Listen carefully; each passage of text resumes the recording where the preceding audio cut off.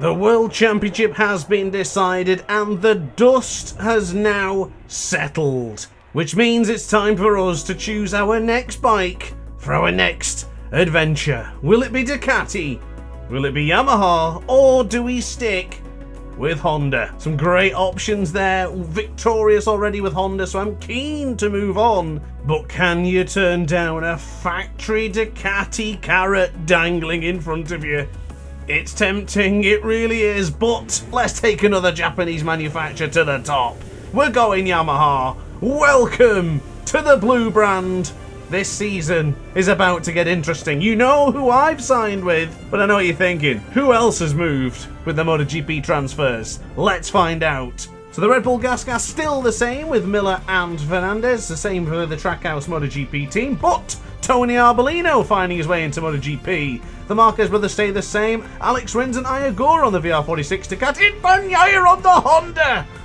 He's teamed up with Marco Bezzecchi to take my spot in the Repsol Honda team as I move on to Yamaha with Fabio Quartararo. Who else has changed? Brad Binder on board the Aprilia, this time with Pedro Acosta. Can they take Aprilia to the top? As Joan Mir teams up with, once again, Luca Marini, this time with the Red Bull Factory KTM team. Maverick stays in purple with Jorge Martin on the Pramac Ducati. And finally, Aleix Espargaro on Factory Ducati? What a season it could be. So there you go then, just quickly going through them all then. Here are all the transfers from Moto 3, Moto 2 and MotoGP. Quite a good couple of movements there, but I was expecting possibly more MotoGP riders. We actually only received Tony Arbolino this season, but the biggest shock there, Pecco Bagnaia pinching my Honda. Can he do what I did last season? Can Aleix Espargaro fill in for Pecco Bagnaia? We're in for a cracker this season, ladies and gentlemen. Let's not dawdle anymore, boys and girls. Let's start the Qatar test. So there it is. DrAce and Yamaha once again. Brand new helmet. Fresh bike. Look at that Yamaha. Does your Yamaha look like that? I think not. Massive, massive, monumental thanks to the Belgian ace Sergio 23 for creating an incredible Yamaha test livery. Bespoke to DrAce. New boots, new gloves, new numbers. It's going to be one hell of a season. Huge thank you to Sergio23, and also a special thank you to 100k Blade as well for helping us compile all of our new mods together to create one hell of a Yamaha livery. And you've not even seen the main bike yet with the new suit. That's coming very soon, but this is going to be one hell of a season. I'm not even ready for this one, to be quite honest with you. I'm too giddy and excited to talk about everything that we got planned. I don't even know if I'll be able to put a good lap in here today. I've gone straight for the Spec B bike just so I could show you that terrific winter test livery. It is a shame we're only going to see that a couple of times this season, but it is fantastic. Sergio has absolutely knocked it out the park with that one. All the aces on the bike. It just looks so good. This is going to enhance our career mode that much more. And I can't wait to show you the suit. It is so cool. And if you are interested in modding your MotoGP 24 for the same reason, maybe you want the Ace Yamaha in your game, let me know. Get in touch with Sergio23 and get him to make you a bespoke design of your very own. So, without further ado, we will conclude our first flying lap, and then we'll see what we can do. Can we contend with Joan Mir's 151.008? Oh, immediately bettered there by Brad Binder on board the factory Aprilia, and there it is, left to right. It's so good. If you want to see pictures, check it out on my post somewhere, or either on my Instagram. I will be collaborating with Sergio23, posting and talking about this livery somewhere, so yeah, have a look at it in better detail. But once again, amazing, absolutely terrific work. So what can we do in our first experience with the Yamaha? How does it feel? What are we thinking right now? You know what? Feels okay. It doesn't feel much different to the Honda, to be quite honest with you. I think the biggest difference will be on the brakes, which I can't really say I've noticed so far, but I've not really been pushing. Can it brake the same way as the Honda? Are the wheelies a bit better? Little bit. On the initial acceleration, the wheelie is a little bit better. Ooh, still had that little bit of a wobble. I'm sorry, I've just seen Pecco Bagnaglia's name there on the left-hand side of your screen. The number 63 on board the Honda. What was he thinking? We were the only decent rider on the Honda last season. And we won. Well, for Pecco, he must have been interested. I can't believe he'd leave factory Ducati. I've heard so many people say that Pecco has never moved teams on their game. So I'm actually really pleased that he did actually move it. It just makes things so much more interesting. I have got a mod as well, but I will be honest, at the moment in time I've forgotten who made it. I should have made a note, but I'll leave it in the description down below to the link exactly where to download the mod to remove Pecco Bagnaglia's number 1 for both career mode and for normal quick races. Apologies to that person, I forgot completely who it was. That's the last thing I didn't make a note of before starting this video, and now it's too late because I'm busy racing already in Qatar. So across the line for our first lap then, it's a 1:51. Not a particularly special lap, to be quite honest with you. It's not going to compete with a 1:49, and I'll be honest, that 1:49.3 from Binder is exceptional. That is an incredibly quick lap time around here. I think last season I barely got into the 150s. It was towards the end of the video, actually the very last lap. We're going to have to try and dig down deep again to aim for that target of just getting into the 150s. Could be rather challenging. But initial impressions with the Yamaha, not all that bad. Didn't really expect it to be incredible. I do feel that if we chose the Ducati, things would have been trivialized, let's say. I think it would be way too easy for the season. So I am glad that we decided against that and just to say, let's focus on a different bike that's not particularly winning, and just see what we can do. Also, if you're wondering, on the right hand side of your screen, or at least hopefully I've showed it somewhere, a bit of a note for myself in the future when editing this one, bike statistics on the right hand side of your screen or above now. I've not decided where I'm going to put the picture-in-picture mode for 2024, or whatever season it would be after our game, 2025 I guess. But yeah, that is Spec B specs. Of course, the bike we're running at the minute is the testing bike. Spec A will be a different package, which we'll take a look at after concluding probably the 3rd or 4th lap. I think I'll just give it 3 laps and then we'll start trying to go into testing mode. I was too excited just to start getting into the testing at this moment. I just want to really talk about what's planned, what's coming, and how this season is going to go. So across the line, we have improved a 151.5. I can brake a lot better into turn 1. I should probably be a little bit more brazen and try and go a little bit later. Corner speed, the movement of the bike's pretty good. Does feel like I can really get it moving into the corners. It doesn't feel as heavy as the Honda did. So that's a positive sign. We'll really find out when it comes to the battles. When we start really throwing it in at riders and their riders attacking us. That's where we'll get a better understanding, I think. I will say, it does seem that the amount of movement per season in the rider transfers is capped at 6. So I was expecting the likes of Marquez to move on, maybe Jorge Martin, just somebody else moving, because well, Martin's been there for 2 seasons, and I've never seen Marc Marquez move on anyone's game so far. And I think that probably could be due to his sponsors, with him being on Ducati, and all the other Ducatis are obviously sponsored by Monster, so don't know how that's going to work. Hopefully next season he changes things up. Brad Binder's just gone down. Is that anywhere in my path? Oh, I guess it doesn't matter anyway, because there's no invalidations here in winter testing. If you were to cut the corner and pretend you did a really great lap, then you'd only be fooling yourself, wouldn't you? So we are finding a bit of time here. Quick downshift into second, into turn 15. I actually crashed there last season in the testing with the Honda. Now onto the brakes. I struggled coming out of this corner last season as well. not bad compared to the wheelie we had with the Honda. I'll take it. It's a small victory, ladies and gentlemen. Small victory. But that'll do for now. Let's now jump on to the Spec A version of the Yamaha. Of course, this is the livery we'll run for the season. The only difference being that I haven't got my actual suit on yet, which will remain to be a mystery. But I can assure you, Sergio23 has also edited that and modded it to have my own version of the factory Yamaha's suit, which is very exciting. My biggest reason was I just didn't want to have red on the Yamaha livery. I'm not Fabio Quartararo.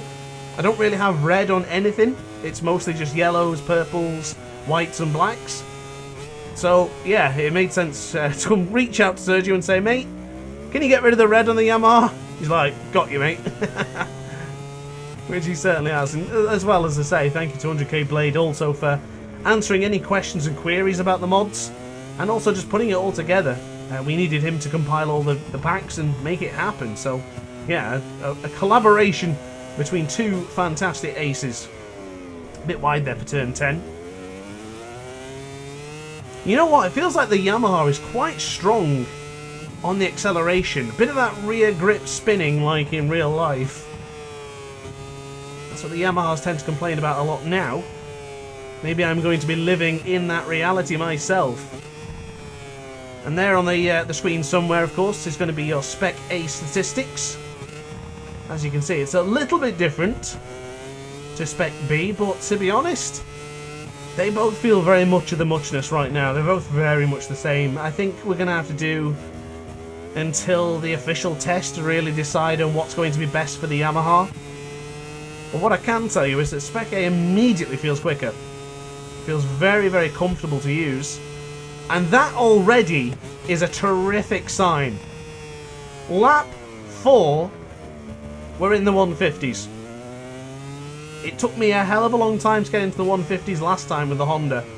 Granted, there's been a season of improvements, and we are still, with the Honda, I don't think we even really caught up to anyone in last season. I think Yamaha was probably a little bit better than what the Honda was. So in theory, this should be a better bike.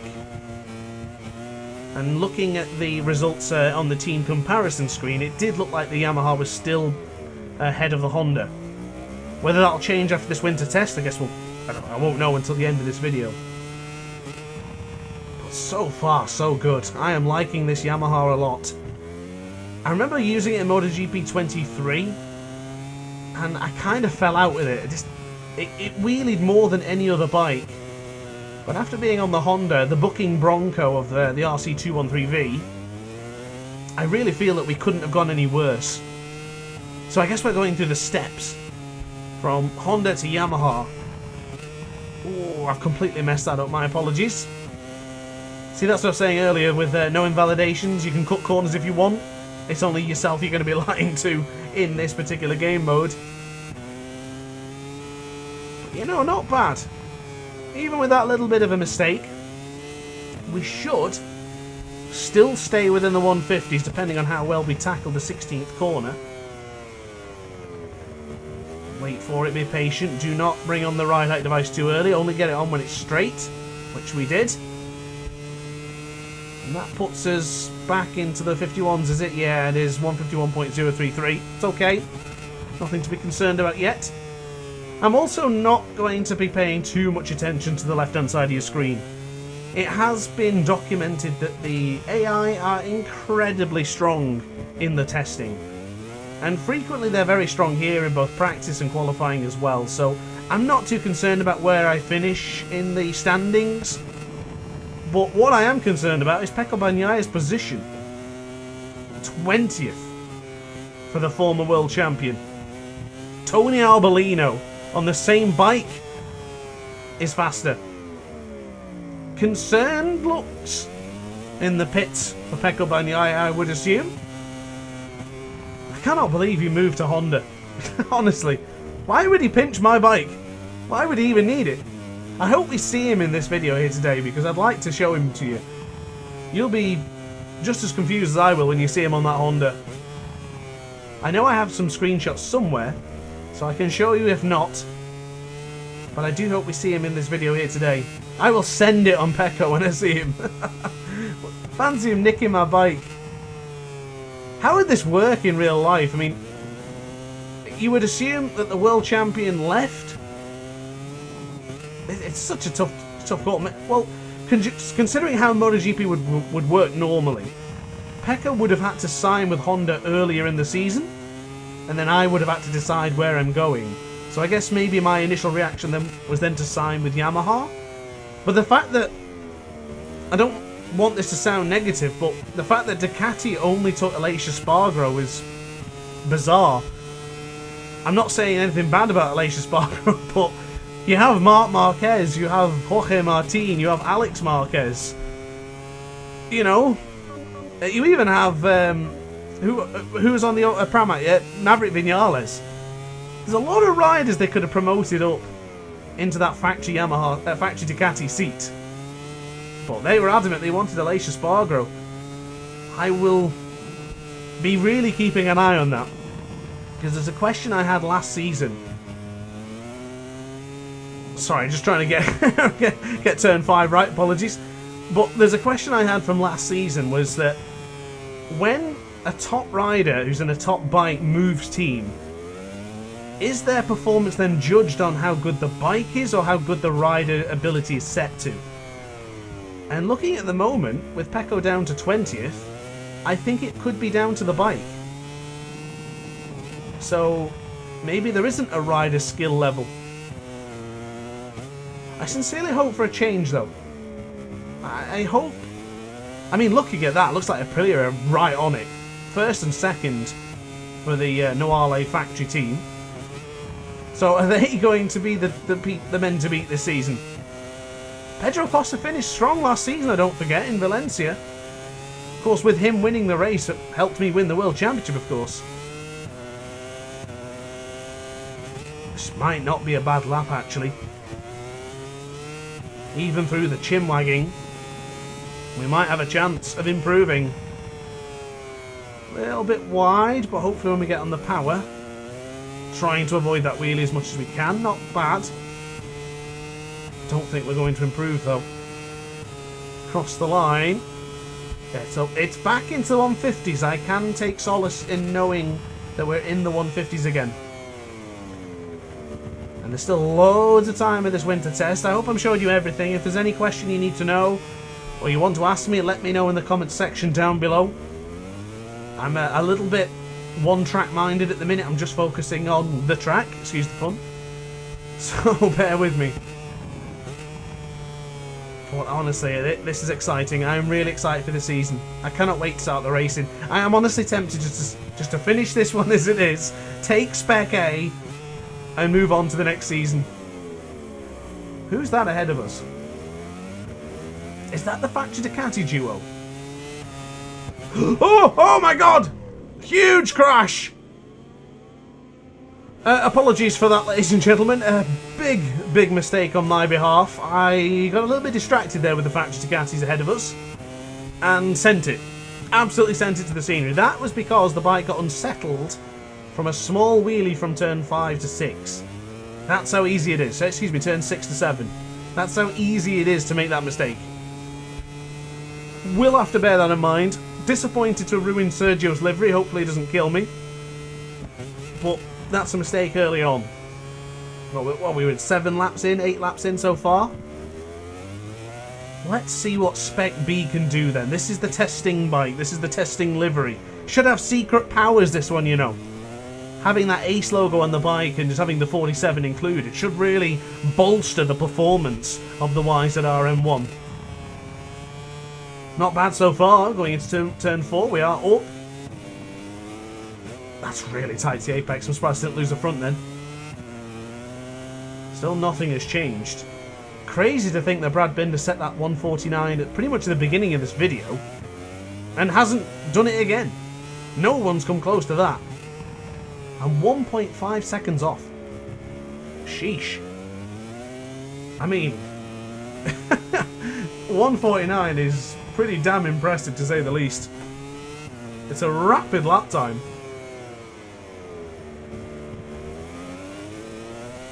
Yeah, this bike is a little bit more aggressive on the throttle. I wonder if it's quicker though. Feels like when I get onto the power rack, I can really feel the vibration in the DualSense controller. Ah, not finding more time though. It's a tough one, this. I'm going to have to do a lot more laps to really decide. I can't say anything's really better or worse at this early stages. But I think I'm just... I might be one of those riders who just gets on with it, you know? I don't change the setup, I just leave everything as is and I just fight through it. Maybe I am not a development rider. So maybe it's better to just take it for what it is and just try and improve. That's wide. That is really wide. Reminiscent of the Honda's V-shape. Like, ooh, wheelie. That really messed us up there.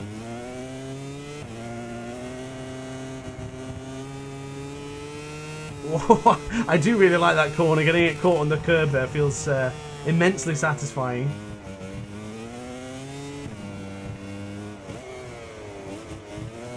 Yeah, it feels good. In the corners, it's very satisfying. It feels a lot more natural than the Honda did, which, of course, makes a lot of sense. Yamahas are known for their superior corner speeds. Whether that correlated so well in the game, I would say yes, it does. I wasn't sure before starting here today. Kind of felt it from playing equipment races and things like that, but for testing in this career mode when the bikes are all unique, feels alright.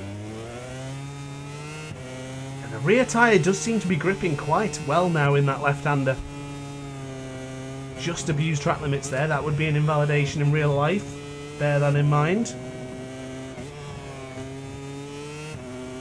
And again to the right. Oh, careful.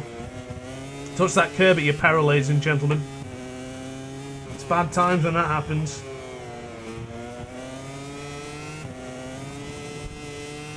Onto the brakes, onto the right-hander. Ooh, the rear. Ooh, there's a bike very loud next to me. Someone behind me.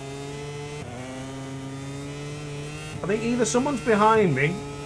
No. Oh, there you go. So you get to see the livery again, though, I guess. I could have sworn someone was behind me there. It was so loud. Oh, I should probably prepared better for that corner. Amazing. Getting on the curb there actually helped us out. I mean, lap times aren't significantly better than it was with the Honda.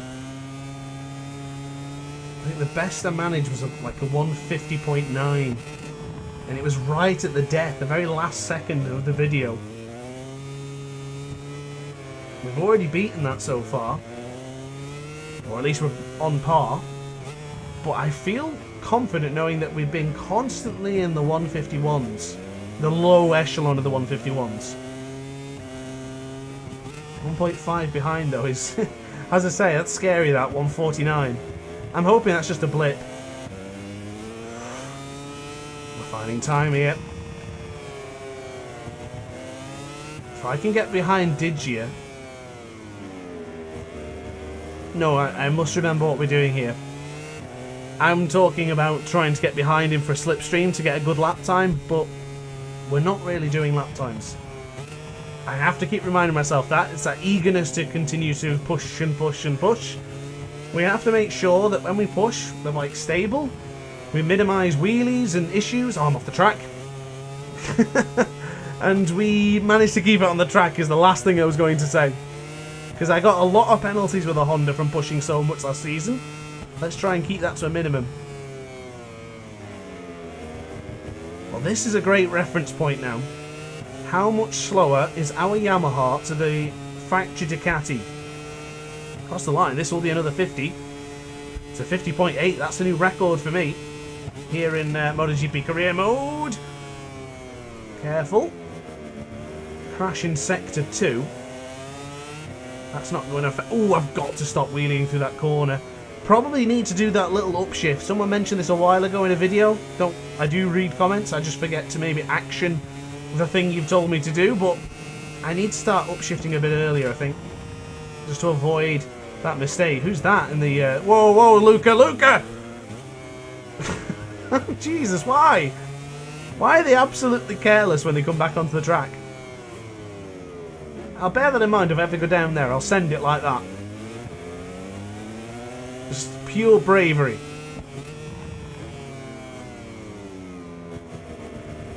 Now I'm latched onto Digia then. Let's take a look. Do we lose time? Are we able to fight with Digia?